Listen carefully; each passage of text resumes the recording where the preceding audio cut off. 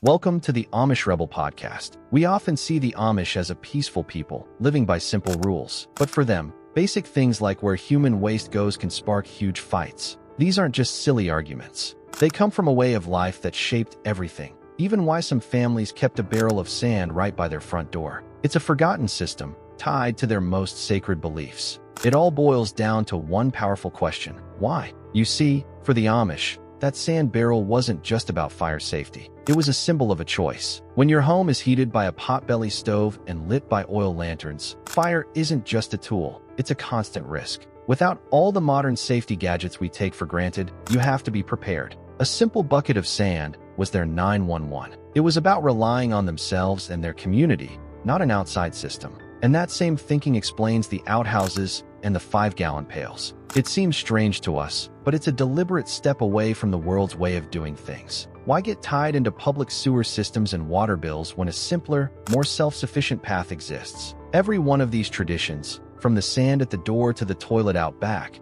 is an answer to that same question. It's a statement about faith, independence, and what it truly means to live a life set apart. So today, we're going to look past the what and get to the heart of the why. This idea of living a life set apart is at the very core of Amish belief. It's not that they hate technology or progress, it's that they are incredibly careful about what they let into their lives. For them, the most important thing is protecting their family and their community. Before they accept any new tool or technology, they ask a simple question: will this bring us closer together, or will it pull us apart? That's why you won't see a telephone inside an Amish home. It's not about the phone itself. It's about what it represents, a direct line to the outside world that can distract from family life. Same with owning a car. A car makes it too easy to just drive away, to leave the community behind for the temptations of the modern world. Every choice is designed to strengthen their self-reliance and keep the community's bonds tight. And sometimes, this commitment leads to a direct clash with that outside world.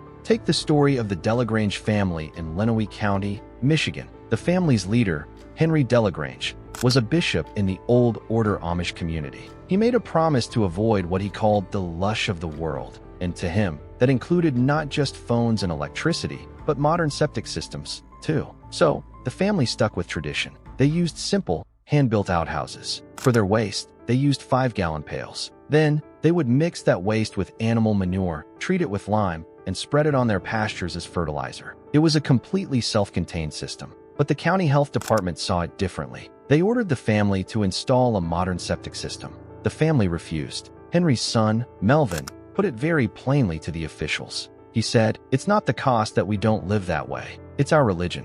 Another Amish man, trying to explain their thinking, said that God created the soil with the ability to absorb waste. In their view, their simple, natural method was exactly what was intended. It was a matter of faith, not convenience or money. Now, this doesn't mean they're completely rigid. The Delagrange family accepted rides in a journalist's car and even used a non-Amish driver's cell phone to communicate when they had to. They're practical, but when it comes to the way they run their homes and their lives, the line is very clear. And these kinds of clashes are happening more and more. You see, the Amish population is growing at an incredible rate. It doubles about every 20 years. Just 4 decades ago, there were around 90,000 Amish people in North America. Today, there are over 410,000. One expert said they are the fastest growing population on the continent. This growth means they need more land. In the last 5 years alone, they've started over 70 new communities across the United States. As they expand, their traditional ways are bumping up against the rules and expectations of their non-Amish neighbors.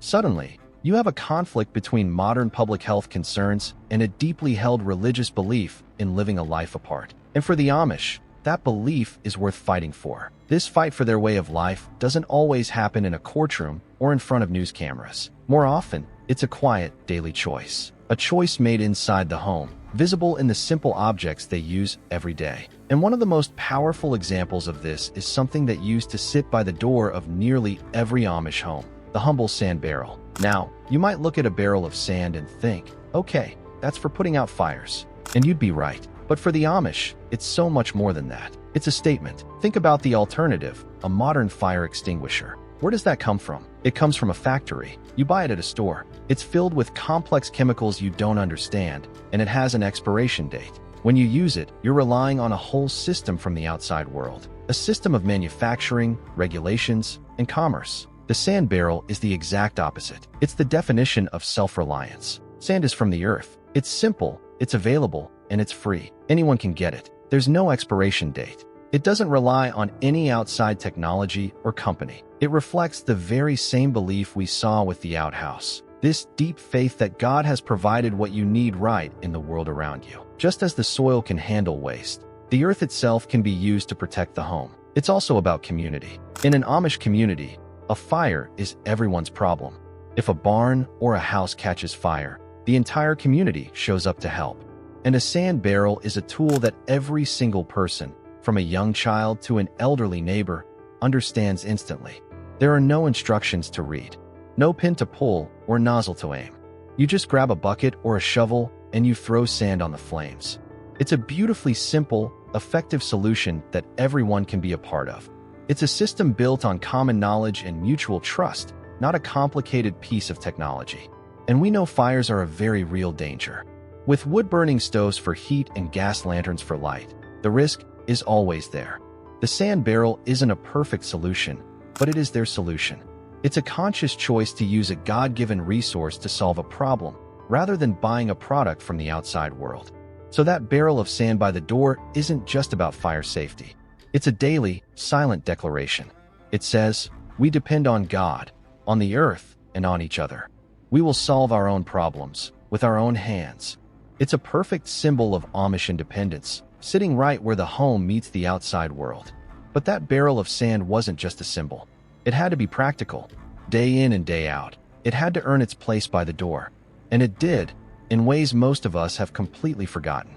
This is where the quiet genius of the Amish way of life really shines. Because that sand wasn't only for the rare catastrophe of a fire. It was for the small, everyday problems, too. Imagine a winter morning in a home lit by kerosene lanterns. Someone bumps a table and a lantern tips over. Now you have flammable, oily kerosene spreading across a wooden floor. What's the modern solution?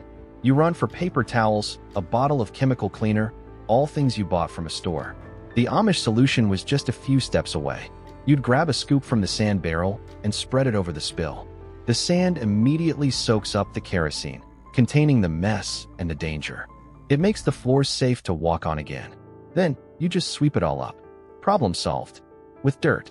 It's that same profound, simple trust we saw before. God has provided what you need in the earth around you to handle the messes life throws at you. Or think about the ice. When you live a rural life, a sheet of ice on the wooden steps to the porch or on the path to the barn isn't just an inconvenience. It's a serious danger.